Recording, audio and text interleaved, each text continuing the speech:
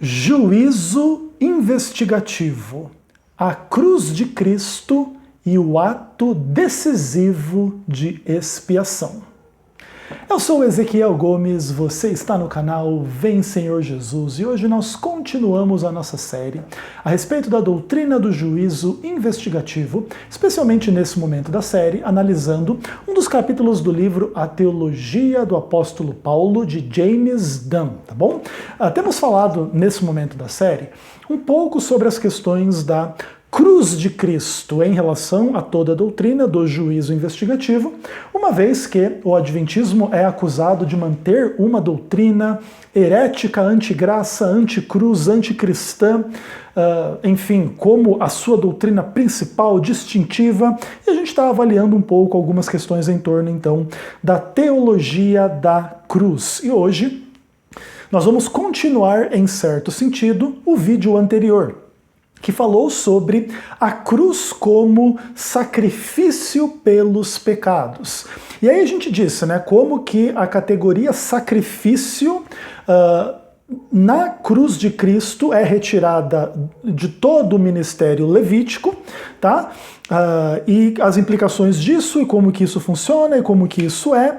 E no finalzinho do capítulo relativo a esta questão que eu li para vocês no vídeo anterior, existe uma frase que eu omiti para fazer o vídeo que você está vendo agora. Inclusive é o vídeo de número 60 na nossa série, né? Já ficou bem maior do que eu tinha imaginado inicialmente a nossa série, e ela ainda vai se estender um pouquinho para a conceituação bíblica suficiente aí em relação às questões do juízo investigativo. Então, existe uma frase do capítulo que eu li no vídeo anterior que eu deixei de fora e agora vou trazer esta frase e trabalhar algumas das suas implicações com vocês. Aí é o seguinte, né, retomando o que eu falei no vídeo anterior. As várias passagens das cartas paulinas que utilizam a frase através do sangue ou no sangue, etc., só podem ser adequadamente compreendidas enquanto referência à morte de Cristo como sacrifício. A ênfase no sangue dificilmente pode ter vindo da tradição da morte de Jesus, uma vez que esta não era lembrada como particularmente sangrenta. A única alusão óbvia é a morte de Jesus entendida como um sacrifício, pois é precisamente a manipulação do sangue da vítima que era o ato de expiação decisivo. Bom, a cruz é o ato de expiação decisivo? Sim ou não? Cristãos de mentalidade calvinista dirão que sim, e os adventistas dirão que não. E provavelmente essa seja uma das maiores razões de tensão entre o entendimento calvinista e o entendimento adventista, e que cria uma certa confusão na mente de outros cristãos, católicos, arminianos, pentecostais, etc., para tentar compreender um pouco essa briguinha, essa picuinha doutrinária. E é interessante a gente começar a pensar algumas questões a partir do que Paulo escreve nas suas cartas com referência à morte de Cristo como sacrifício. O James Dunn, no meio dessas duas frases que eu acabei de ler para vocês aqui, ele coloca duas notas de rodapé, colocando ali alguns textos bíblicos falando das questões que ele está aqui trabalhando. Então, textos bíblicos que fazem referência à morte de Cristo, ao sangue de Cristo derramado e às bênçãos que fluem em função desta morte, deste sangue derramado, e as questões relativas à ideia da manipulação do sangue como o ato de expiação decisivo. Uma coisa importante de vocês perceberem aqui, para a gente começar a trabalhar os dados bíblicos, é que o James Dunn ele vai reconhecer uma questão que geralmente não é muito comum de ser reconhecida dentro do mundo do estudo da Bíblia, especialmente no nível popular e etc., Porque, na verdade, reconhecer isso que o James Dunn reconhece acaba abrindo uma certa margem para que a posição adventista seja colocada como uma posição biblicamente viável na análise dos discursos e das discussões bíblicas em torno da cruz, do derramamento do sangue e do conceito de expiação. O adventismo ele é acusado em relação à sua compreensão da doutrina da expiação, porque esta compreensão adventista vai um pouco além do que a compreensão dos cristãos de uma forma geral, em especial dos cristãos calvinistas. Os cristãos calvinistas, em geral, limitam a imagem da expiação ao sacrifício na cruz. Ponto. O adventismo não trabalha dessa forma, especialmente porque trabalha com a tipologia do santuário de Israel, onde a expiação era feita pelo holocausto, pelo sacrifício do animal, depois pela manipulação do sangue e depois pelas realidades em torno do dia da expiação. Então são, no mínimo, aí 3 instâncias bem definidas de expiação dentro da compreensão adventista. E se existem 3 instâncias ou 3 manifestações, existe uma dinâmica no processo da expiação, nem tudo está resolvido na expiação realizada no sacrifício. E se de alguma forma isso se aplica à teologia cristã e a Cristo e a cruz e etc., nem tudo está resolvido na cruz de Cristo. Enfim, as impressões calvinistas e de alguns outros cristãos em torno do entendimento adventista é que isso de alguma forma então minimiza a cruz, ataca a cruz, esvazia a cruz, é contra a cruz e anticruz. E agora então você começa a entender um pouco melhor por que a teologia adventista é tão fortemente acusada da parte de outros cristãos em função do seu entendimento particular. Mas, não sei se você prestou muita atenção no que o James Dunn está falando, mas ele está falando uma coisa bastante interessante. Ele diz que as referências de Paulo à morte de Cristo, ao derramamento do sangue, e as bênçãos que advêm desta morte e desse derramamento de sangue, implicam que a morte de Cristo é vista como sacrifício. Ponto. Essa é a primeira questão. E a segunda questão que ele coloca é que além do sacrifício, o que de fato é o ato de expiação decisivo, o ato decisivo de expiação, não é o sacrifício em si, mas a manipulação do sangue. E que tipo de implicações isso pode ter para a compreensão do sacrifício de Cristo e da teologia cristã em função de tais e tais questões? Bom, para responder isso, eu vou recorrer aos textos bíblicos que o James Dunn oferece para nós para oferecer as suas conclusões. Então, primeiro, essa questão de que a manipulação do sangue é o ato decisivo de expiação. Então, ele coloca para nós aqui essas referências bíblicas que eu mostro para você aí, tá bom? Dá uma olhadinha aqui, ó, tá? Essa questão aqui, ó, Levítico capítulo 4, uma série de versículos, até Levítico capítulo 16, alguns versículos dentro do capítulo 16 de Levítico. Acho que vocês estão um pouco acostumados já com essa discussão dentro da nossa série, pelo menos aqueles que têm acompanhado sistematicamente a série. E aí o James Dunn então vai citar algumas das questões que nós inclusive tratamos aqui, para falar um pouquinho do conceito de expiação. E aí vamos lá, Levítico capítulo 4. Ele cita uma série de versículos aqui. Eu vou ler o capítulo, pelo menos uma boa parte para vocês começarem a compreender o que o James Dunn está dizendo. Então, Levítico capítulo 4, a partir do verso 1. Disse mais o Senhor a Moisés: fala aos filhos de Israel, dizendo: quando algum homem pecar contra qualquer dos mandamentos do Senhor, e etc., se o sacerdote ungido pecar para escândalo do povo, e etc., oferecerá pelo seu pecado um novilho sem defeito ao Senhor, como oferta pelo pecado, peris hamartia, né?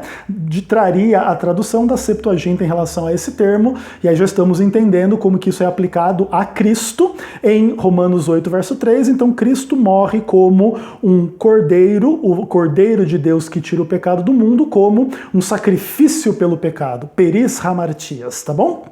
Beleza.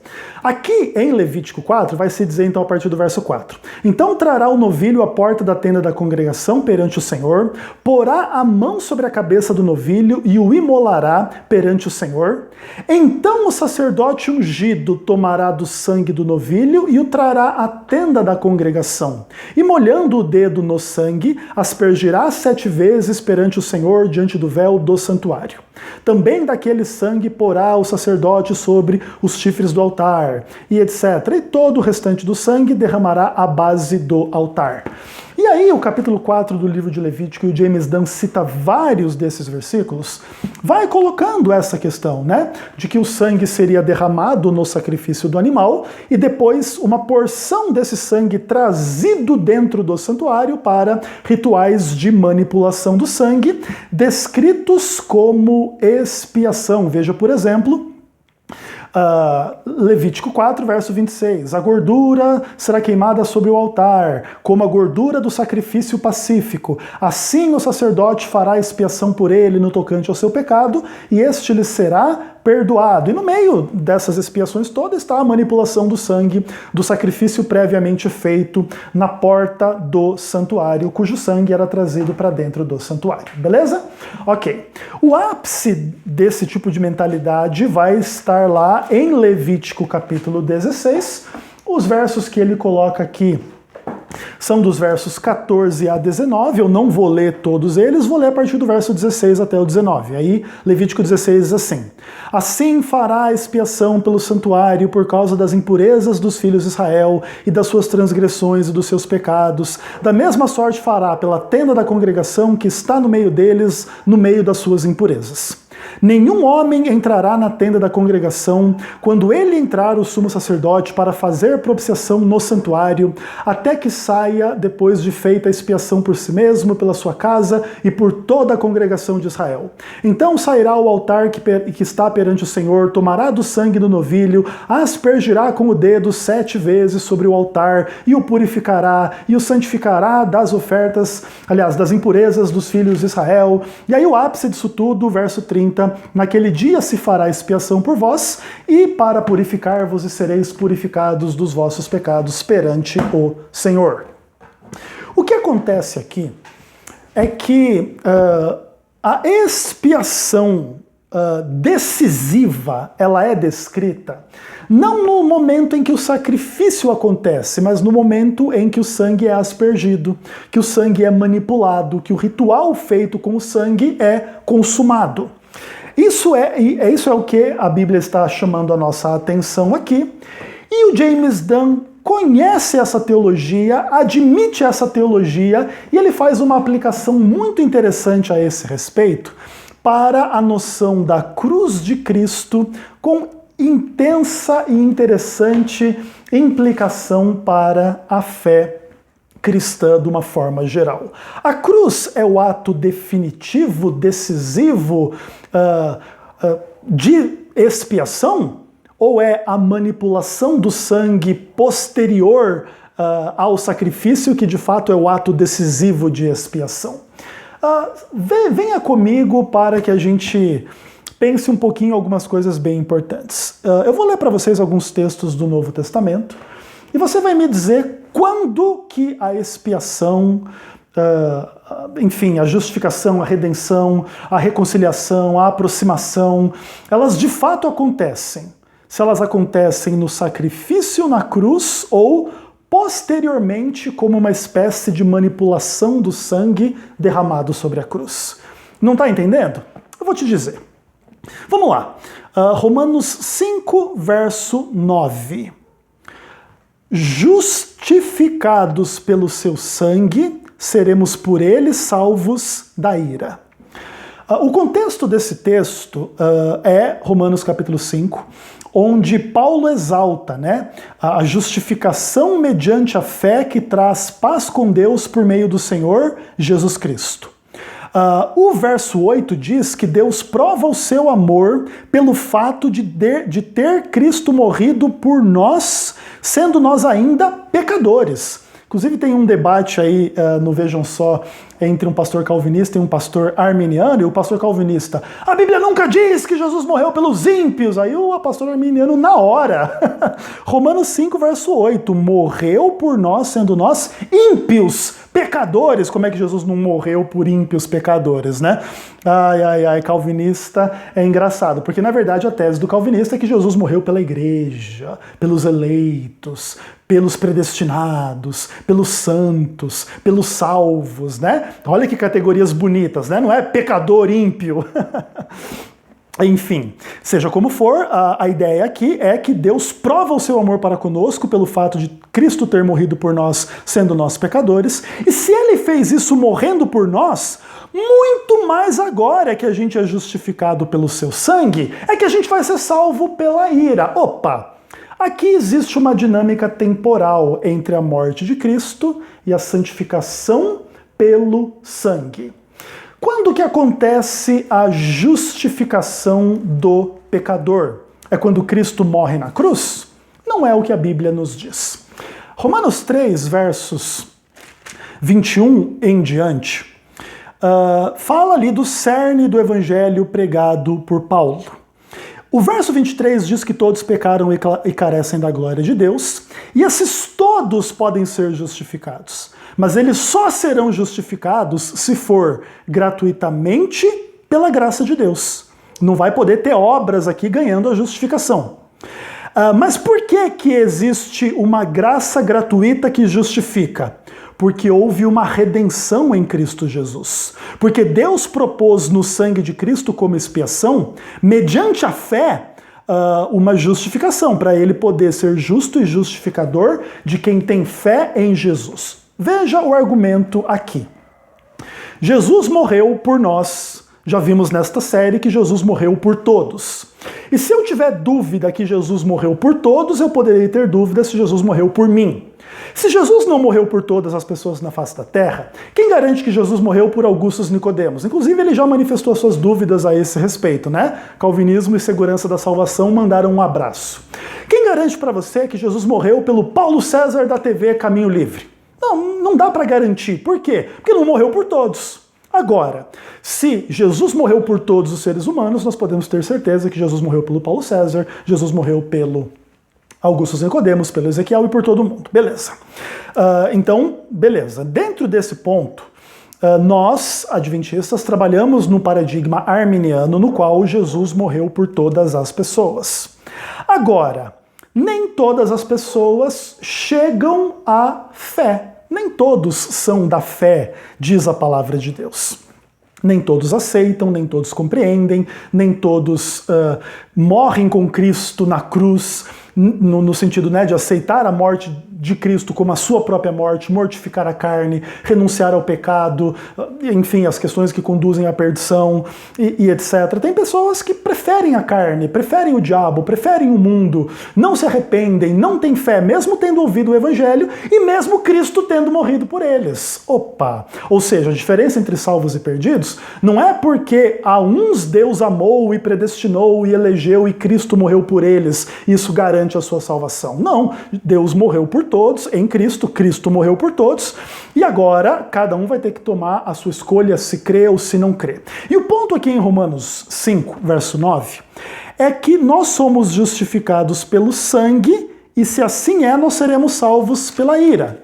Agora, em que momento nós somos justificados por esse sangue? No momento em que a gente tem fé em Jesus. Então vamos lá, estamos vivendo no século 21. 2019. Vamos pensar que nesse ano eu me converti. Que maravilha. Ok. Antes disso eu não tinha fé, não estava justificado pelo sangue, e agora eu me batizo, eu aceito a fé, eu, enfim, recebo a graça, sou regenerado, nasço de novo e aquela coisa toda. Beleza. Então em 2019, eu com 40 anos de idade quase aí, vou lá e tenho a fé e agora eu sou justificado pelo sangue. Percebe que o momento da justificação não é na cruz quando o sangue foi derramado. O ato decisivo da expiação que realiza a justificação dentro desse ponto, a salvação, é o quê? É a fé que eu tenho 2000 anos depois da cruz. Claro que a gente pode discutir, essa fé não é minha, de mim mesmo, ela está contextualizada na obra do Espírito Santo, na graça preveniente, na graça salvadora de Deus, então eu não tenho mérito na minha fé, porque eu sou salvo pela minha fé, porque eu tenho fé independentemente de qualquer coisa, porque o meu livre-arbítrio, etc. Essa não é a discussão aqui, e não é exatamente os espantalhos calvinistas em torno da fé arminiana não retratam exatamente a realidade da nossa compreensão adventista arminiana. Mas seja como for, Jesus morreu por nós há 2000 anos, e agora eu sou justificado pelo sangue em 2019. Existe um gap de 2000 anos entre a morte de Cristo e, de fato, a consequência da morte de Cristo na minha justificação pelo sangue, que só acontece quando eu tenho fé. Então, onde é que acontece o ato decisivo da minha salvação? É no momento da minha conversão, do meu novo nascimento, da minha regeneração, da minha fé, da minha experiência com Deus. De outra forma, antes que eu tenha fé, eu já estou salvo, já está tudo certo, já não tem que se arrepender, não tem que crer, não tem que pregar o evangelho, não tem que ouvir o evangelho, basta ser eleito e predestinado. Jesus morreu por você, um dia alguma coisa estranha vai acontecer com você, isso vai querer dizer novo nascimento, a graça é irresistível, e todo aquele blá blá blá do calvinismo que tenta, de alguma forma, exaltar a cruz de tal forma que a cruz agora ela garante a salvação automática de todos os eleitos por quem Cristo morreu, e o resultado desta maravilhosa graça e desta maravilhosa cruz do calvinismo é que Deus não ama todas as pessoas e Cristo não morreu por todas as pessoas. Ai, ai, ai, e o herege no final das contas sou eu, né? Engraçado. Enfim, seja como for, está aqui sendo construída claramente a ideia de que a justificação acontece no contexto da fé, a fé acontece muito tempo depois da morte de Cristo. Inclusive, pensa assim, Jesus morreu ontem, eu sou justificado pela fé nisso hoje. Já passou um dia entre uma coisa e outra.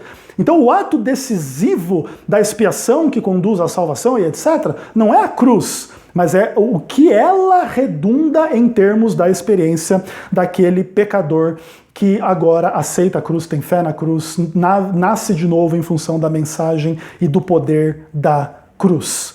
E isso não tem nada a ver com negar a cruz, pelo amor de Deus. Toda a experiência é contextualizada e gira em torno do fato de que eu só posso ter essa experiência em 2019 porque há 2000 anos atrás Cristo morreu por mim na cruz. Não está claro para você? Então vamos avançar um pouquinho no Novo Testamento. Vamos lá para Efésios capítulo 1.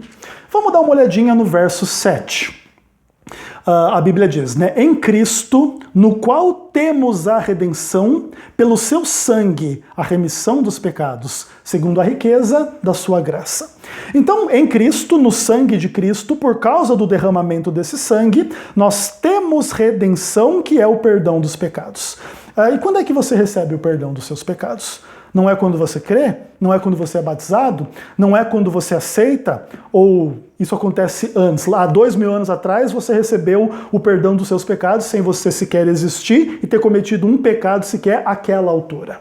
Claro, a cruz de Cristo é muito interessante, porque vamos pensar assim, entre Adão e o último pecador, a cruz de Cristo está no meio dessa história como um todo aí, e ela envolve e redime todas as pessoas, todos os pecados de todas as pessoas de todas as eras. Isso só é possível pela onipotência de Deus, pela onisciência de Deus, por quem estava naquela cruz, Deus estava em Cristo reconciliando consigo o mundo. Seja como for, historicamente falando da perspectiva pós-cruz, vivemos nos tempos do Novo Testamento, a redenção que nós temos hoje foi comprada por nós na cruz, mas nós temos que experimentá-la hoje. Ou seja, não foi terminada na cruz a obra da redenção. Ai, seu Ezequiel herege! Como é que você pode dizer que a obra da redenção não foi completada na cruz, seu discípulo da Ellen White? Lucas capítulo 21, verso 28. Jesus ali está pregando, os sinais da sua volta, e ele diz assim, ora, ao começarem a acontecer essas coisas, exultai e erguei a vossa cabeça, porque a vossa redenção se aproxima. Jesus fala dos sinais da sua segunda vinda, que até hoje, 2000 anos depois da sua cruz, ainda estão no futuro. A segunda vinda ainda está no futuro. Ainda que os sinais estejam se cumprindo e cada vez mais forte, de cada vez mais intensidade, cada vez mais clareza e tudo mais, como a gente vê na nossa sociedade claramente no século XXI, a segunda vinda ainda está no futuro. Então, quando a gente visse os sinais da segunda vinda, o que nós deveríamos fazer? Erguer a cabeça, porque a redenção se aproxima. Mais pessoal, a redenção não foi realizada na cruz, agora Jesus também é o herege que não acredita na redenção completada na cruz? O adventismo não tem base para falar, enfim, da redenção futura, porque tudo está completado na cruz? Tá bom, então reclamem com Jesus que pregou a redenção futura claramente em Lucas 21, verso 28. O que mais, né? Vamos lá. Efésios 2, verso 13. Ali a Bíblia diz assim: agora, em Cristo Jesus, vós que estáveis longe, fostes aproximados pelo sangue de Cristo. Aqui Paulo está fazendo a discussão entre judeus e gentios, está dizendo, o judeu estava lá longe de Deus, né? Mas agora Jesus morreu por judeus e gentios e por todos os seres humanos da face da terra, e ele aproximou pelo seu sangue os gentios de Deus, assim como aproximou os judeus, assim como aproximou a todos, né? Quando for levantado da terra, a todos atrairei. Então, o sangue derramado na cruz, o que fez? Aproximou a todos. Entretanto, a gente leu várias vezes na nossa série, Hebreus 4, verso 16. Acheguemo-nos, portanto, confiadamente junto ao trono da graça, a fim de recebermos misericórdia e acharmos graça para socorro em ocasião oportuna. Veja bem, Jesus, pelo seu sangue, nos aproximou de Deus. Mas nós ainda estamos em processo de aproximação. E quando a gente peca, a gente deve se arrepender e se achegar ao trono da graça para receber a graça. Então parece que não está completado lá na cruz. Parece que existe todo um processo de experiência de salvação sendo ainda conduzido nos termos do se achegar, do se aproximar do trono da graça para encontrar esta graça. Como assim? Se tudo estivesse resolvido na cruz, por exemplo, como os calvinistas dizem, o fato de Jesus ter morrido por todas as pessoas já redundaria que todo mundo já estaria salvo, já ninguém teria pecado, inclusive já todo mundo teria que estar no paraíso, e acabou. Agora, o fato disso não ser assim revela que, primeiro, o paradigma calvinista está completamente equivocado, e isso vai contextualizar a realidade, a necessidade de juízo para, inclusive, definir quem creu, quem não creu, quem manifestou as obras dignas de quem creu e quem não, especialmente com vistas à segunda vinda, que no momento da segunda vinda essa distinção já estará absolutamente madura e ali então haverá de fato a separação de joio e trigo e os salvos irão ao céu e os perdidos irão à morte para ressuscitar na segunda ressurreição e passar pela segunda morte. E realmente espero que todos os meus ouvintes não passem, que nenhum dos meus ouvintes passe por tal experiência. Assim como espero também não eu passar por tal experiência. Ainda que essa experiência sempre esteja aberta a nós, caso a gente realmente queira apostatar, se desviar, viver em pecado depois do conhecimento da verdade e coisas dessa natureza nos paradigmas que a gente já estudou bem na Carta aos Hebreus e na Teologia de Paulo e etc, tá bom? E aí, por fim, Colossenses 1, versículo 20. O que diz ali a palavra do Senhor? Diz o seguinte: havendo Cristo feito a paz pelo sangue da sua cruz, por meio dele, reconciliou consigo mesmo todas as coisas, quer sobre a terra, quer nos céus. Então, agradou a Deus fazer a paz pelo sangue da cruz, para que por meio desse sangue desta cruz, todas as coisas fossem reconciliadas com ele no universo, quer na terra, quer no céu. Então a conciliação está feita porque o sangue já foi derramado. É isso mesmo? Não é o que Paulo ensina. E a gente termina com 2 Coríntios capítulo 5, verso 18 até o capítulo 6, verso 1. Ora, tudo provém de Deus que nos reconciliou consigo mesmo por meio de Cristo e nos deu o ministério da reconciliação, a saber, que Deus estava em Cristo reconciliando consigo o mundo, não imputando aos homens as suas transgressões, e nos confiou a palavra da reconciliação. De sorte que somos embaixadores em nome de Cristo, como se Deus exortasse por nosso intermédio. Em nome de Cristo, pois, rogamos que vos reconcilieis com Deus. Aquele que não conheceu pecado, Deus o fez pecado por nós, para que nele fôssemos feitos justiça de Deus. E nós, na qualidade de cooperadores com ele, também vos exortamos a que não recebais em vão a graça de Deus. Linguagem da cooperação sinergista, tem gente recebendo a graça de Deus em vão, inclusive corroborando a carta aos Hebreus, recebe a graça, é santificado pela graça, o sangue da aliança, mas ainda assim apostata, nega, vive em pecado e vai se perder, perdição e condenação. Então, acabou o calvinismo, morreu o calvinismo, mas o que importa aqui, lá em Colossenses 1, verso 20, o sangue da cruz não é a conciliação? Então não está feita a conciliação? Por que agora tem que pregar a mensagem da conciliação? Se já está feito. Ué, o fato de ter que pregar é porque ainda precisa fazer. Olha, inclusive Deus exorta. Eu vos exorto, vos reconciliem comigo em Cristo. Oh Deus, o Senhor é herege. O Senhor nunca ouviu falar da cruz. Na cruz já está completa a conciliação. O Senhor está andando muito com os adventistas, Senhor Deus. Daqui a pouco vai ser esse o nível de crítica que a doutrina do juízo investigativo vai trazer da parte dos seus maravilhosos teólogos críticos, não é verdade? Então, pessoal, perceba que quando James Dunn reconhece que o ato decisivo da expiação não é o derramamento do sangue, mas a manipulação do sangue, o que ele está dizendo? Que não basta Jesus ter morrido pelas pessoas, há necessidade de uma, entre aspas, manipulação do sangue. Então, quando eu prego o evangelho, eu estou manipulando o sangue, estou derramando aí as graças do sangue de Cristo sobre a minha audiência. E quem aceita pela fé, recebe o quê? A justificação, a conciliação, a salvação e etc. E quem não recebe, o quê? O evangelho é um cheiro de morte para a morte, ainda que Cristo tenha morrido por tal pessoa. Inclusive é porque ele morreu por tal pessoa que ele pode condená-la com justiça, porque de outra forma nem mesmo seria justo em condenar aquele que porventura viesse a lhe rejeitar, como acontece no paradigma dos calvinistas. Portanto, mais uma vez, o calvinismo já morreu aqui dentro dessa série, acho que essa é a 18ª vez.